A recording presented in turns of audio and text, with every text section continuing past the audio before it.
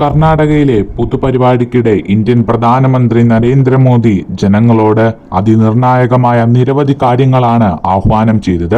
അതിൽ പ്രധാനപ്പെട്ടതായിരുന്നു 1 വർഷത്തേക്ക് നിങ്ങൾ സ്വർണം വാങ്ങുന്നത് പരമാവധി കുറയ്ക്കുക എന്ന നിർദ്ദേശം. എന്തുകൊണ്ടാകാം നമ്മുടെ പ്രധാനമന്ത്രി ഇത്തരമൊരു ആഹ്വാനം നടത്തിയത്? നമുക്ക് പരിശോധിക്കാം. ഇവിടെ നാം മനസ്സിലാക്കേണ്ട ഒരു കാര്യമെന്നത് ആഗോളതലത്തിൽ വ്യാപാരങ്ങൾ പ്രധാനമായും നടക്കുന്നത് US ഡോളറിലാണ്. ആയതിനാൽ തന്നെ ഡോളറിന്റെ ശക്തി കൂടുമ്പോൾ ഇന്ത്യൻ രൂപയുടെ മൂല്യം ക്രമേണ കുറഞ്ഞു വരും.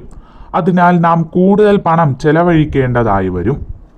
നമുക്കറിയാം, ഇന്ന് പശ്ചിമേഷ്യ വൻ യുദ്ധത്തെയാണ് അഭിമുഖീകരിക്കുന്നത്.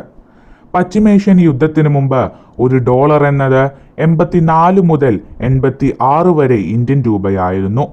എന്നാൽ ഇന്നത് $1 ഏകദേശം 94 മുതൽ 96 ഇന്ത്യൻ രൂപ വരെ ആയിരിക്കുന്നു.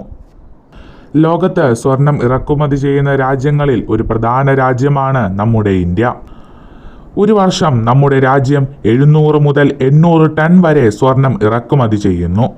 ഡോളറിന്റെ മൂല്യം ഉയരുന്ന ഈ സാഹചര്യത്തിൽ സ്വർണത്തിന്റെ ഇറക്കുമതിയിൽ നിയന്ത്രണങ്ങൾ ഏർപ്പെടുത്തിയില്ലെങ്കിൽ അത് ഭാവിയിൽ നമ്മുടെ രാജ്യത്ത് സാമ്പത്തിക പ്രതിസന്ധിക്കുള്ള കാരണമായേക്കാം.